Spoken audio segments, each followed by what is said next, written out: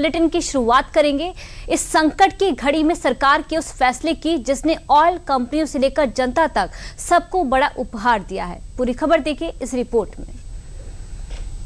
Market में दाम बढ़ रही है क्रूड का, उसके कारण पेट्रोल और डीजल का, एटीएफ का। माननीय प्रधानमंत्री जी ने ये चाहा कि कंज्यूमर का प्राइस बढ़ना नहीं है। उसके कारण हम निर्णय लिए हैं कि ऑयल मार्केटिंग कंपनीज को सपोर्ट दें और जिससे वो ज्यादा दाम में खरीदने वाली चीजों को सरकार उनको मदद करेगी, मगर जनता के ऊपर रेट बढ़ाना नहीं होना चाहिए। सवाल बड़ा था, हालात उससे भी बड़े थे, लेकिन जवाब भारत ने उससे भी बड़ा दे दिया है। कहते हैं कि जहां चाह होती है वहां राह भी बन जाती है, और जहां सरकार की नीयत जनता के साथ हो वहां हर संकट छोटा पड़ जाता है। आज भारत ने एक बार फिर ये साबित कर दिया है कि भारत में हुकूमत खुद को मालिक नहीं सेवक मानती है, जहां सत्ता का मतलब सिर्फ शासन नहीं बल्कि समर्पण होता है और हर निर्णय में जनता की धड़कन सुनाई देती है। और आज वही धड़कन एक बड़े फैसले के रूप में पूरे देश में गूंज रही है। सरकार ने पेट्रोल और डीजल पर एक्साइज ड्यूटी में 10-10 रुपए की कटौती कर दी है। पेट्रोल पर डीजल 13 रुपए प्रति लीटर से घटाकर 3 रुपए, जबकि डीजल पर 10 रुपए से 0 कर दी गई है। एक्साइज ड्यूटी घटाकर पेट्रोल डीजल के दामों को स्थिर रखा गया है। यूएस इजराइल के साथ ईरान की जंग के चलते अंतर्राष्ट्रीय बाजार में कच्चे तेल के दाम $70 से बढ़कर $100 प्रति बैरल के पार पहुंच गए हैं। इससे तेल कंपनियों को 30 रुपए प्रति लीटर तक घाटा हो रहा था। घाटा कवर करने के लिए तेल कंपनियां दाम बढ़ा सकती थीं, लेकिन भारत सरकार ने तेल के दाम को कम रखने के लिए एक्साइज ड्यूटी ही घटा दिया। कुछ फैसले सिर्फ लिए नहीं जाते हैं बल्कि लिखे जाते हैं, इतिहास के पन्नों पर, जनता के भरोसे में और वक्त की कसौटी पर। कुछ फैसले आंकड़ों से नहीं असर से पहचाने जाते हैं, और भारत सरकार का ये फैसला भी इसी कड़ी पर मिसाल पेश कर रहा है कि आंधी कितनी भी तेज क्यों न हो, अगर इरादे मजबूत हों तो चिराग कभी नहीं बुझते। एक्साइज ड्यूटी में हुई ये कटौती सीधे सीधे आम आदमी की जेब को राहत देने वाला है। विदेश में बढ़ रही है, उसके कारण ऑयल मार्केटिंग कंपनीज खरीदना रोकें। ये से हालत ना हो, वो फिर भी खरीदें, फिर भी ले आए और हमारी जनता को समय समय पर सही क्वांटिटी जितना भी मिलना चाहिए उतना मिलने का इंतजाम करें। इसीलिए आज इस निर्णय के कारण सप्लाई कमी नहीं होगा, सप्लाई में, अवेलेबिलिटी में कमी ना होगा। जनता को डीजल भी, पेट्रोल भी, क्रूड भी मिलेगा। और रिफाइनरी से जो विदेश से माल खरीद करके इधर उसको रिफाइन करके विदेश को एक्सपोर्ट भी करते हैं, हमें भी देते हैं, मगर वो एक्सपोर्ट के ऊपर हमने अभी ज्यादा रेट बढ़ाया, एक्साइज ड्यूटी बढ़ाया, जिससे वो एक्सपोर्ट ना करते हुए भारत में ही उनको सेल करेंगे, जिससे भारत में अवेलेबिलिटी का भरपूर अवेलेबिलिटी रहेंगे, लोगों को कमी महसूस नहीं होने देगी। यानी सरकार ने एक्साइज ड्यूटी तो कम किया ही है, साथ ही भारत में जो भी रिफाइनरी होती है और वो विदेश में एक्सपोर्ट होते हैं उस पर एक्सपोर्ट शुल्क भी बढ़ा दिया है, ताकि भारत में जो तेल रिफाइन हो रहे हैं वो भारत में ही रह सके। सरकार का ये कदम बता रहा है कि जब नीति में स्पष्टता हो, नियत में ईमानदारी हो और नजर भविष्य पर टिकी हो तो फैसले सिर्फ असर नहीं करते बल्कि वो इतिहास भी रचते हैं।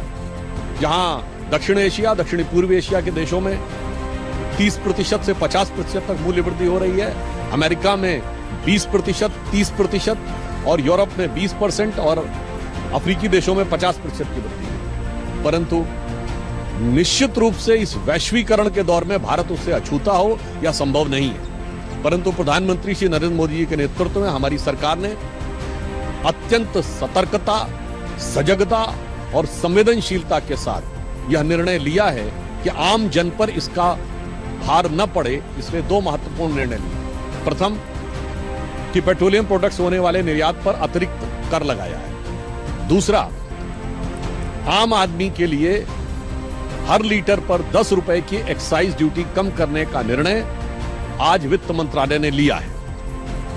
आज रामनवमी का दिन है, तो मुझे लगता है कि प्रधानमंत्री श्री नरेंद्र मोदी जी ने भगवान राम के उसी आदर्श से प्रेरणा ली है जिसे रामचरितमानस में उन्होंने लिखा हुआ है तुलसीदास जी ने कि मणि माणिक महंगे किए सहजे तृण जल नाज तुलसी सोई जानिए राम गरीब नवाज। अर्थात जिन चीजों को महंगा करना था उसे महंगा किया है। इस संदर्भ में देखें तो एक्सपोर्ट को महंगा किया है और जिन चीजों की आवश्यकता सहज रूप में होती है अर्थात पेट्रोल को उसे सहज किया है अर्थात सस्ता किया है और यह आदर्श भी हमें भगवान राम से मिलता है। तो मिसालें यूं ही नहीं बनती, उन्हें गढ़ना पड़ता है हौसले से, फैसलों से और सोच से जिसमें जनता सबसे ऊपर होती है। जब दुनिया संकट की आंच में तप रही हो, जब मिडिल ईस्ट का तनाव तेल के बाजार को अस्थिर कर चुका हो, जब हर देश अपने अपने हालात से जूझ रहा हो, तब अगर कोई देश संतुलन, संवेदनशीलता और सटीक फैसले के साथ आगे बढ़ रहा है तो समझ जाइए कि वो सिर्फ खुद को नहीं संभाल रहा है बल्कि दुनिया के लिए एक मिसाल भी पेश कर रहा है। हिंदुस्तान शायद एकमात्र ऐसा देश है जहां पर उत्पाद शुल्क को कम किया गया और सीधा लाभ भारत के 140 करोड़ लोगों को पहुंचाया गया। लेकिन दूसरी ओर कांग्रेस पार्टी है। खाड़ी देशों के युद्ध को लेकर के देश में एक बहुत ऐसे आसार हो गए थे कि डीजल पेट्रोल के दाम बढ़ेंगे, बड़ा स्वाभाविक था, बढ़ाना ही पड़ता। लेकिन भारत सरकार में मोदी जी के नेतृत्व में वो जनता के नागरिकों की तकलीफ नहीं देख सकती और इसी समय आज ही हमारे एक्साइज ड्यूटी को डीजल और पेट्रोल पे जो होता है उसमें 10 रुपया प्रति लीटर घटा दिया है भारत सरकार। इसलिए हो सकता है कहीं कहीं और राहत मिल सकती है, बढ़ोतरी की कोई बात नहीं होगी।